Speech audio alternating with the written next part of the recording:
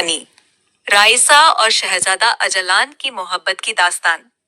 राइसा एक साधारण लेकिन बेहद खूबसूरत लड़की थी जो हमेशा सपनों में खोई रहती थी।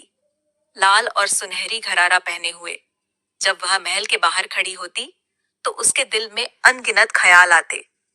महल की ऊंची दीवारों के पीछे छिपे हुए राज और राजकुमार अजलान के साथ उसकी मुलाकात के पल उसे हर दिन याद आते। राइसा और अजलान की मुलाकात बचपन में ही हुई थी। फरहान राइसा का सबसे करीबी दोस्त था।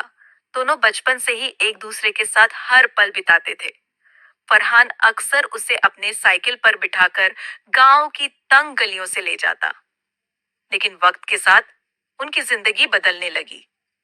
जब राइसा बड़ी हुई तो उसका दिल अजलान की ओर खिंचता चला गया। एक दिन महल में एक भव्य प्रॉम पार्टी रखी गई थी। राइसा को उम्मीद थी कि शायद वह अजलान से फिर से मिल पाएगी।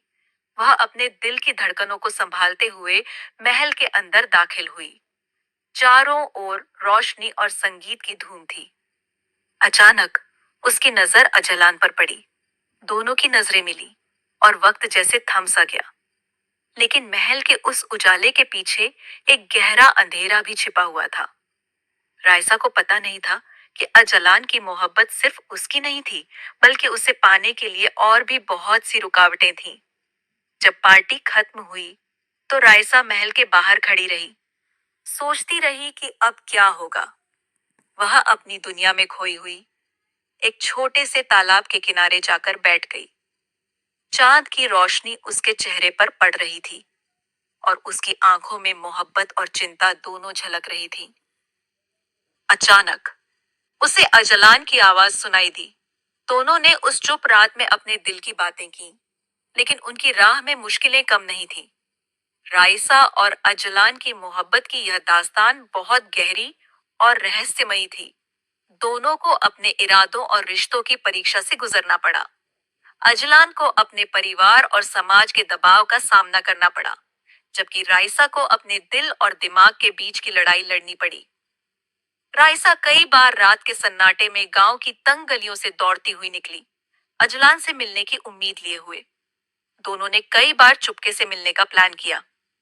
एक दिन दोनों गांव के पास एक छुपी हुई हरी भरी बगिया में मिले, जहां उनकी मोहब्बत और भी गहरी हो गई।